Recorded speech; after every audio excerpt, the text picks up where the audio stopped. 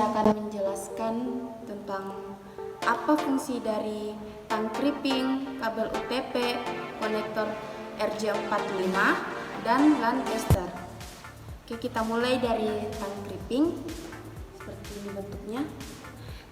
Tang crimping ini berfungsi sebagai pemotong kabel dan memasangi konektor RJ45. Dan ini bentuk kabel UTP-nya. Kabel UTP ini berfungsi sebagai penghubung jaringan ke device-device yang akan diberi akses. Dan ini konektor RJ45, dia seperti ini.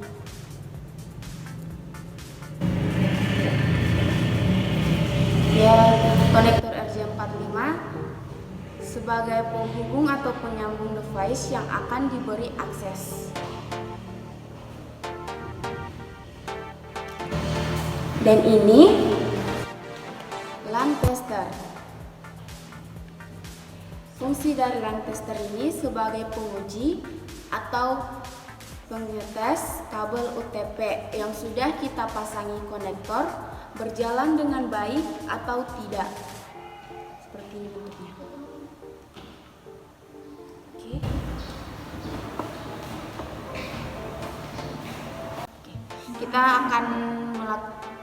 Kita akan bergeser ke tahap kedua, yaitu pemotongan kabel menjadi dua bagian. Nih, kabelnya belum menjadi dua bagian ini. Kita coba potong.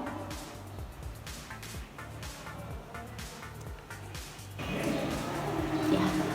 Setelah kita potong dan kita lepas pembungkus karetnya, maka dia akan menjadi seperti ini.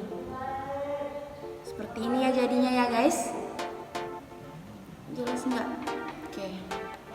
Kemudian kita luruskan kabelnya sambil atur posisi kabelnya dengan menggunakan kabel cross.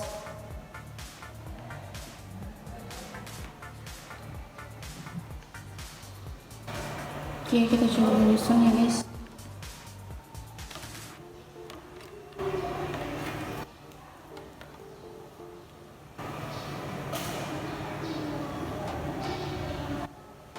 Kabelnya kita luruskan, kita akan coba mengurutkan kabel cross. Yang pertama itu putih orange, putih hijau, ini putih hijau, putih hijau biru, ini biru, habis itu putih biru. Nah, setelah putih biru itu habis putih biru hijau,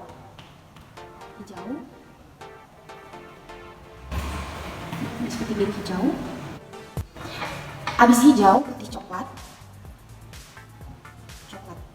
Guys, yang susunannya kurang lebih seperti ini.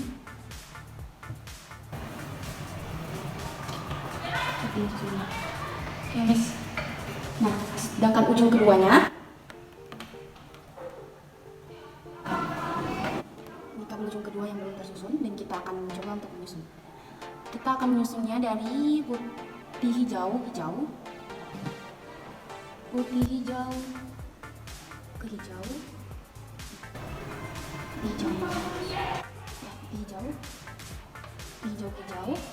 di situ putih orange,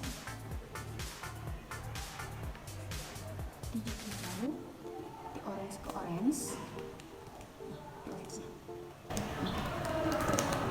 putih hijau ke hijau, putih orange ke orange, habis itu biru,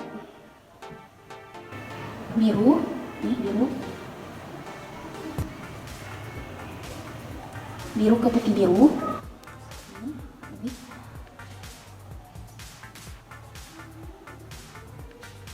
Kemudian selanjutnya ini panggilannya putih hijau, putih orange biru. Oke, seperti ini susunannya. Susah guys. Oke, seperti ini susunannya kurang lebih. Dari putih hijau, putih orange biru, lalu putih biru orange, putih coklat, ya kurang lebih seperti ini guys. Ya,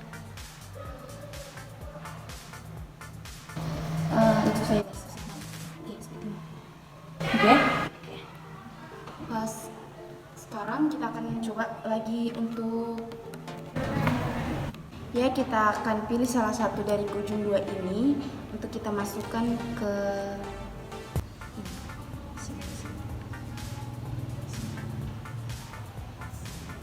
Oke, kita akan pilih salah satunya aja. Jangan lupa ya guys, ini masukkan ke RJ45, kabelnya harus terurut seperti yang kita jelaskan tadi. Kita akan coba masukkan dari putih ke orange. Mana sih putih orange? Ini.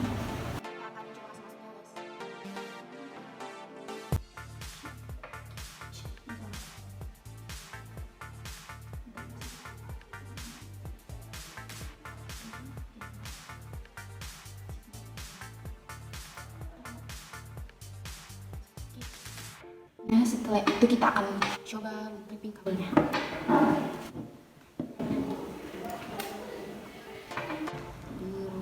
Kita akan mencoba clipping kabelnya ya dengan kayak ini kabel tadi. Tapi kita tidak masukkan ke sini, masukkan ke sini. Oke, kita akan coba posisi yang ininya. Kok keluar lagi kabelnya? Oke. Masukkan lagi ya. Oke, bisa. Tenang, sudah masuk. Kita akan mencoba ya, kita akan lakukan ini sampai dia berbunyi. Kalau sudah berbunyi berarti sudah pas. Oke. Dengar bunyinya guys, kecil bunyinya. Gitu lah. Oke. Nanti kalau dicoba pakai bahan sendiri bisa juga kasih agak kuat. Itulah penjelasan singkat dari saya. Kurang dan lebihnya mohon dimaafkan. Akhir kata wabillahi taufiq wal hidayah. Assalamualaikum warahmatullahi wabarakatuh.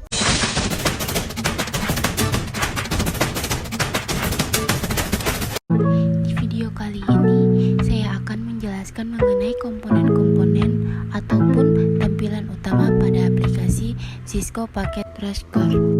Kita akan memulai dari menu utama. Menu utama merupakan menu-menu yang berisi tentang perintah dasar yang ada di paket Trashcore. Menu ini terdiri dari dua bagian, yaitu bagian atas dan bagian bawah. Nah, pada bagian atas ini yang pertama itu file yaitu sebuah menu yang berfungsi untuk membuka lembaran kerja yang baru, membuka file lama, menyimpan dan memprint file tersebut. Kemudian edit yaitu menu yang berfungsi sebagai tempat mengcopy paste dan unduh-redo. Kemudian ada option yaitu menu untuk menampilkan pengaturan frequency, user profile, algoritma, setting dan lain-lain. Kemudian ada view yaitu sebuah menu yang menampilkan zoom dan toolbar. Kemudian ada tools, menu yang berfungsi untuk menggambar di drawing, pilot, dan menampilkan custom device dialog. Kemudian ada juga extensions yaitu sebuah menu yang menampilkan active wizard, multi-user, ABC, scripting, dan lain-lain. Yang terakhir ada menu help yaitu sebuah menu yang membantu jika ada kesalahan dalam aplikasi, melaporkan masalah, dan menampilkan tutorial tentang aplikasi. Kemudian pada bagian bawah tulisan tersebut ada juga gambar new. Di sini juga bisa membuat file baru atau halaman baru, dan di sini juga ada open untuk membuka file yang sudah dibuat atau file lama. Kemudian yang berwarna hitam itu save untuk menyimpan file. Di sebelahnya ada print untuk mencetak halaman kerja. Kemudian ada copy untuk mengopi yang sudah diselect. Kemudian ada paste juga untuk menempel atau mempaste yang sudah diselect. Kemudian ada undo. Undo itu adalah menu untuk kembali ke awal ke perintah terakhir. Kemudian di sebelah undo ada redo untuk membatalkan undo. Kemudian ada zoom in untuk memperbesar lembar kerja. Di sampingnya lagi ada zoom reset untuk mengembalikan ke ukuran yang semula. Kemudian ada zoom out untuk memperkecil lembaran kerja. Di samping zoom out ada palet dialog. Fungsinya untuk menggambar garis, lingkaran, persegi, dan mewarnainya. Terakhir ada custom device dialog untuk membuat dan edit template device. Kemudian di sini juga ada menu edit yang terdiri dari select untuk memilih atau menyeleksi di lembaran kerja. Kemudian di bawahnya ada move layout untuk memindahkan lembaran kerja ke. Kemudian ada lagi place note untuk memberikan note atau tanda cut. Di bawahnya ada delete untuk menghapus. Di bawahnya lagi atau yang kelima ada receive untuk mengubah ukuran sheet, dan di bawahnya ada add sample PDU untuk mengecek atau menguji konfigurasi secara simpel. Dan yang terakhir ada add complex PDU untuk mengecek atau menguji konfigurasi secara komplit. Di bagian bawah juga terdapat menu perangkat, yaitu menu yang menampilkan beberapa submenu seperti routers. Routers yaitu sebuah perangkat yang berfungsi sebagai penghubung beberapa komponen dalam suatu jaringan dan dapat melakukan routing dan memanage. Kemudian di sampingnya ada switch, yaitu sebuah perangkat yang berfungsi sebagai penghubung beberapa komponen dalam suatu jaringan dan dapat melakukan manage tetapi tidak dapat melakukan routing. Gambar ketiga ada hub, seperti gambar switch tetapi memiliki kekurangan tidak dapat memanagenya dan tidak dapat melakukan routing. Keempat ada wireless device, mengisi beberapa perangkat wireless. Di samping wireless ada connection, berisi beberapa macam kabel seperti kabel lurus, silang, partial atau automatic. Kemudian kepada bagian bawah custom made device ada end device, yaitu menu yang berisi beberapa komponen seperti PC, laptop, dan lain-lain. Kemudian gambar selanjutnya ada WAN emulation, merupakan jaringan non-IDEA yang ada direncanakan simulasikan menggunakan emulasi router spesifik dan peralatan jaringan lainnya. Ke-8 ada custom-made device, yaitu membuat perangkat atau kostum sesuai keinginan. Dan ada juga menu skenario, menu yang memuat skenario baru atau menghapus yang ada di bar time. Kemudian di sini ada versi perangkat seperti switch, hub, PC, dan lain-lain. Kemudian ada bar real time yang menampilkan aktivitas seperti tes kirim data, dan terakhir yaitu lembaran kerja. Fungsinya yaitu tempat terjadinya aktivitas atau membuat topologi jaringan.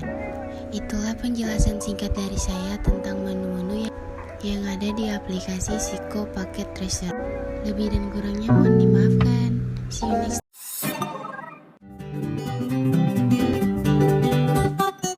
Bismillahirrahmanirrahim. Assalamualaikum warahmatullahi wabarakatuh.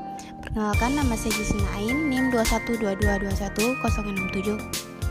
Di sini saya akan menjelaskan modul 2 tentang pengalamatan 1 kelas full. Hal pertama yang kita lakukan itu menekan Windows R.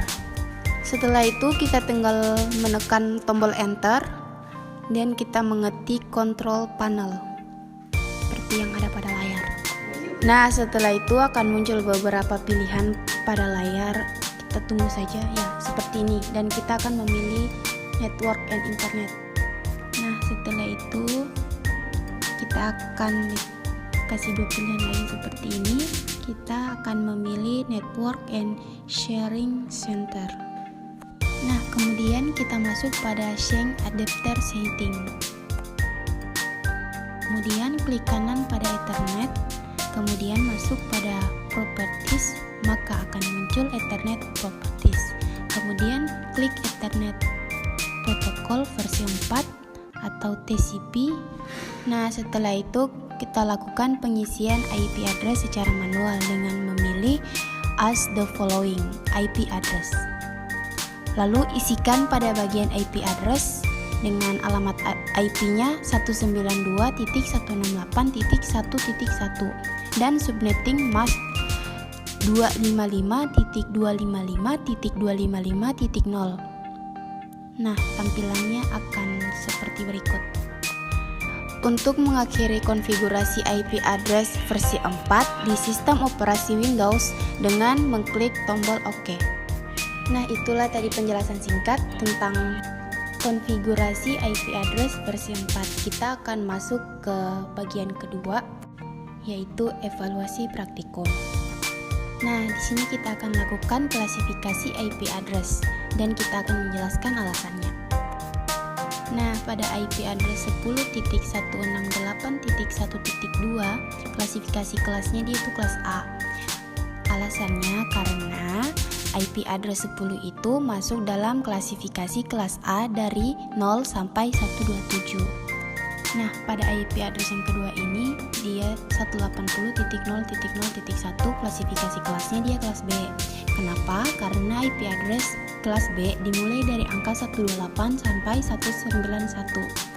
Nah, yang ketiga ini IP address-nya dia 50.222.43.222. Klasifikasi kelasnya dia itu kelas A. Kenapa? Karena IP address kelas A dimulai dari angka 0 sampai angka 127. Nah, IP address yang keempat ini dia 221.20.10.1. Klasifikasi kelasnya dia kelas C. Kenapa? Karena IP kelas C itu dimulai dari 192 sampai 233. Nah, IP address yang kelima ini dia 226.220.30.10. Dia klasifikasi kelas D karena IP kelas D itu mulai dari 224 sampai 239. Nah, IP address yang terakhir ini dia 300.40.30.10. Klasifikasi kelasnya dia kelas A. Kenapa? Karena IP kelas E dari 240 sampai 255. Maka nilai yang lebih dari itu akan kembali lagi ke kelas A. Nah, itulah penjelasan singkat dari saya. Kurang dan lebihnya mohon dimaafkan. Akhir kata, wabillahi taufiq wal hidayah. Wassalamualaikum warahmatullahi wabarakatuh.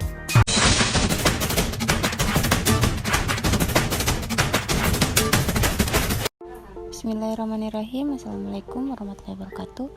Di sini saya akan menjelaskan tentang evaluasi praktikum dari modul 5. Nah, pertama-tama di sini kita menyiapkan PC dan laptop.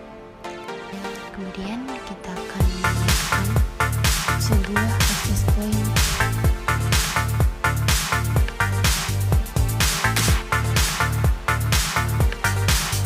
dan kita akan menyiapkan lagi sebuah switch.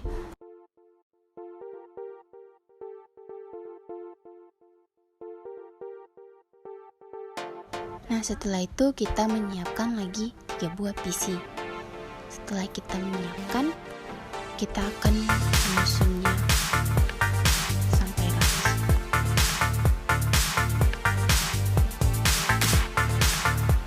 Nah, setelah sudah sesuai dengan apa yang kita lihat di modul, kita akan menyambungkan menggunakan kabel strike. Nah, setelah kita sudah menyambungkan dari switch ke access point, kita akan mulai menyambungkan lagi dari PC ke switch. Nanti caranya ikut saja seperti yang ada di modul.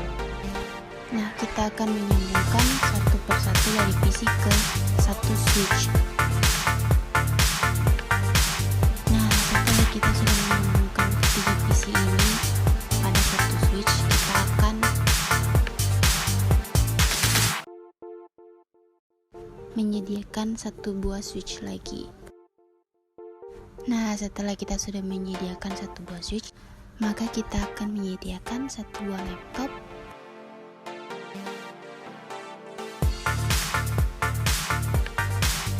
dan 2 buah PC. Setelah itu kita akan mengaturnya posisi yang sesuai dengan modul. Nah, setelah itu kita akan menyambungkan switch 1 dengan switch 2 menggunakan kabel cross seperti pada layar. Setelah sudah tersambung, kita akan mulai menyambungkan laptop ke PC menggunakan kabel strike. Nah, setelah kita sudah menyambungkan laptop ke switch kedua tadi, tidak lupa pula kita menyambungkan kedua PC menggunakan kabel strike dan dihubungkan ke switch kedua. Nah, setelah itu kita akan menyiapkan lagi satu buah switch. Nah, setelah itu kita akan scroll ke atas dan kita menyediakan satu buah switch lagi. Nah, setelah menyediakan satu buah switch, kita akan menyediakan satu buah lagi access point.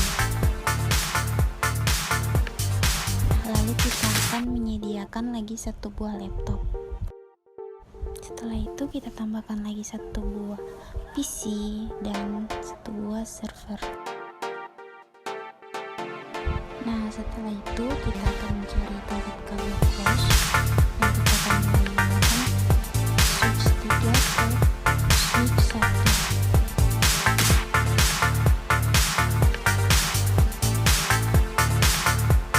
Nah, selanjutnya kita akan mengambil kabel strike untuk menghubungkan access point dengan switch 3. Dan kita akan menyambungkan lagi PC menggunakan kabel strike ke switch 3. Setelah kita menghubungkan laptop, kita akan menghubungkan lagi server menggunakan kabel strike ke switch 3.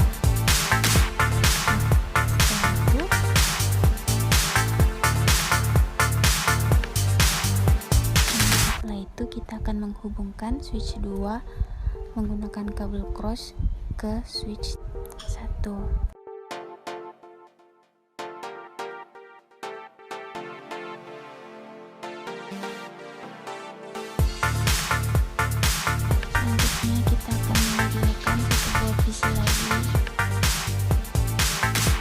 Setelah kita menyediakan satu buah PC, kita akan menyediakan lagi satu buah laptop dan satu buah server.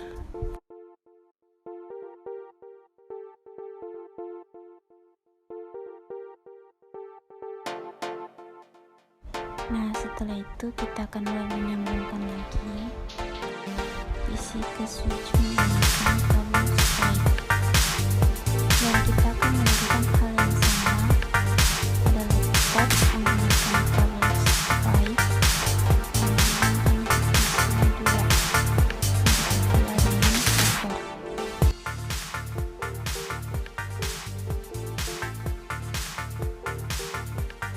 Nah, setelah itu kita akan coba pastikan lagi apakah praktikum yang kita buat ini sudah sesuai dengan yang ada pada modul.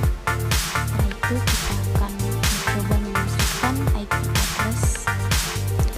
Nah, setelah sudah kita pastikan semua terhubung, kita akan mulai memasukkan IP konfigurasi dan kita masukkan itu pada PC pertama dengan IP address 19.168.1.1. Nah, sedangkan untuk subnet boxnya dia 255.255.255.0. Dan pada PC kali ini sama-sama seperti yang tadi, menggunakan IP addressnya ataupun memulai dengan ujung dari 1.1 jadi 1.2.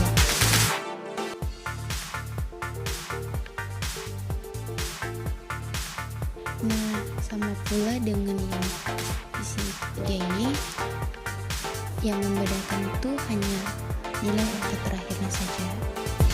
Yang tadinya 1.2, yang ketiga ini dia jadi 1.3. Nah, sedangkan pada menggunakan IP address laptop yang 192.168.1.4, sedangkan nilai subnet masknya sama saja dengan PC tadi.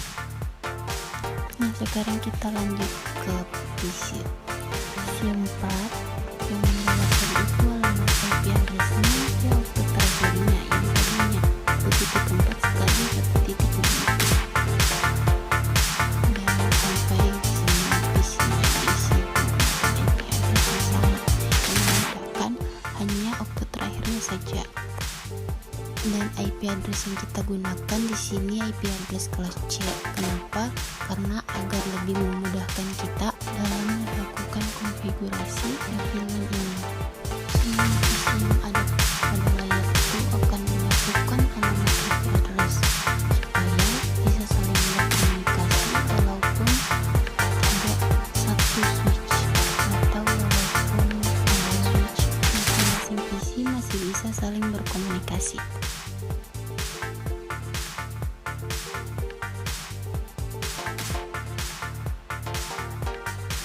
Nah, begitu juga pada server yang membedakan hanya akte terakhirnya, yaitu isinya 192.168.1.1.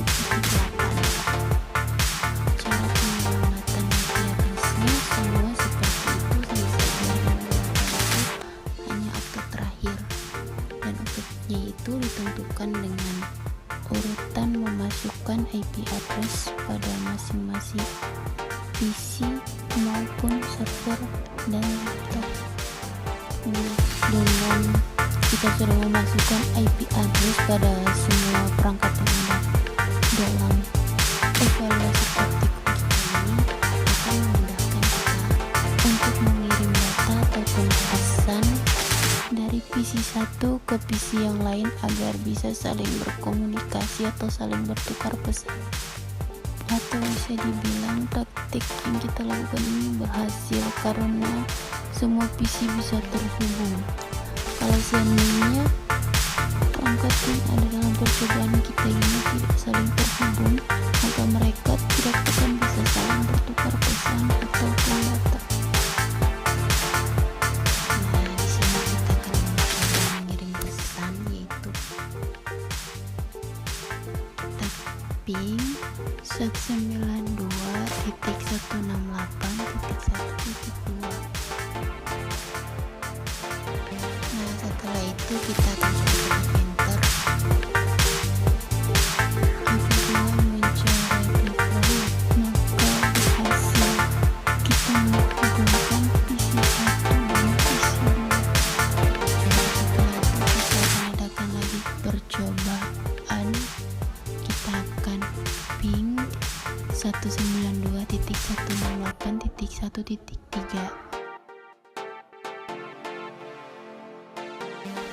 Nah, apabila muncul seperti ini, reply berarti sudah saling terhubung.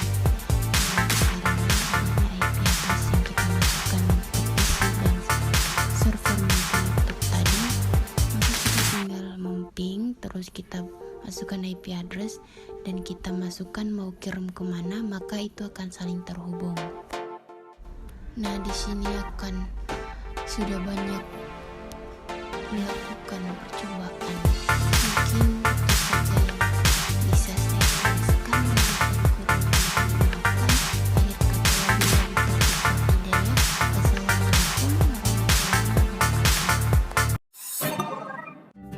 warahmatullahi wabarakatuh. Nah, pada tugas kali ini kita akan melakukan resource sharing, di mana laptop ini sudah terhubung dengan PC satunya menggunakan kabel UTP. Nah, pertama kita akan membuka file dan kita akan membuat file baru.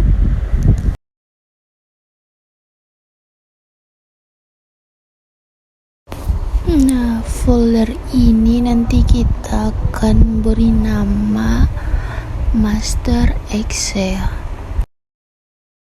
Nah, setelah itu foldernya itu kita klik satu kali, klik kanan.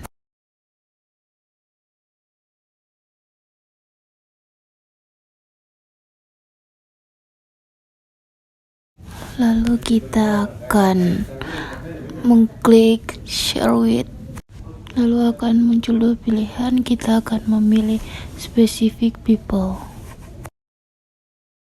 Lalu kita klik dan akan muncul tampilan seperti ini, file sharing.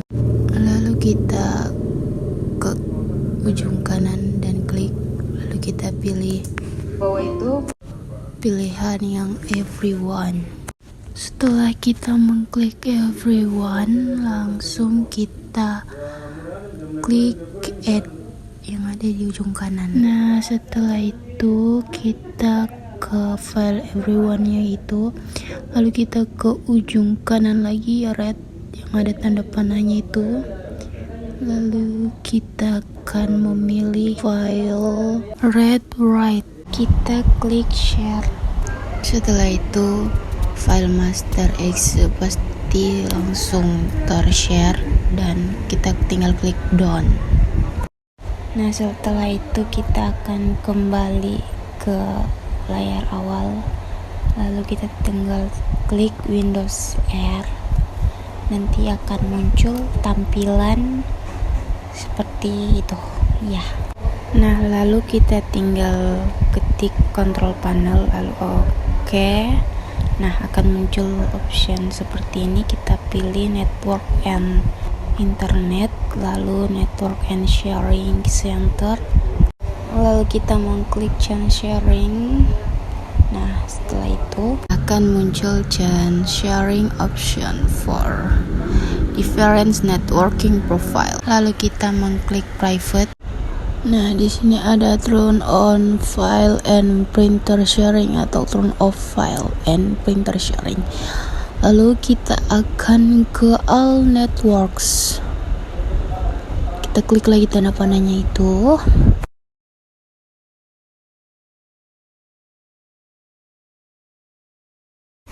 Nah, lalu kita akan nge-scroll saja sampai ke bawah. Terus itu kan turn off password, kita akan turn on password.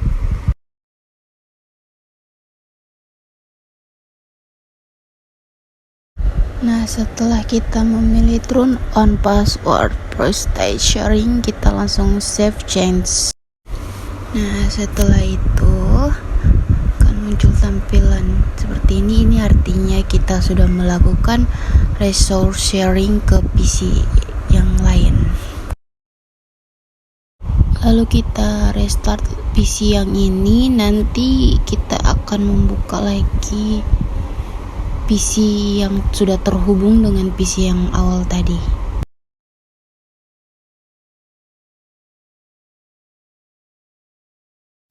Nah, ini tampilan awal PC yang satunya. Terus kita Ctrl R, Windows R. Lalu nah, setelah itu kita klik garis miring 2 kali, terus 192.168.70.88. Setelah itu kita tinggal klik OK yang ada di bawahnya itu. Dan yang sudah seperti yang kita lihat pada layar, di sini sudah ada file master exe yang kita bikin di PC satunya tadi. Maka dari itu resource sharing yang kita lakukan berarti berhasil.